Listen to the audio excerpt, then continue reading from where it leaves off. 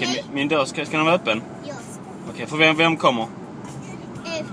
Mamma, I can't open the door. Vad heter mamma? Ulrika. Ja. Hur stavar man det namnet? Va? Hur stavar man det namnet? Ul. Ja. Ul. Ja. Rik. Ulrika. Aha, så ja. Det var inte så svårt. Mamma. Mamma, hur stavar man mamma? I call Ulrika.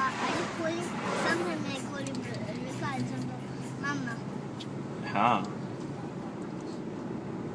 Vilket är bäst? Mamma eller Ulrika? Both of them. Båda två? Ja. Ja.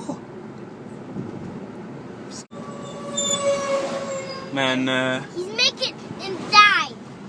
vem då? He's making them die. Vem gör det? The truck. Jaha.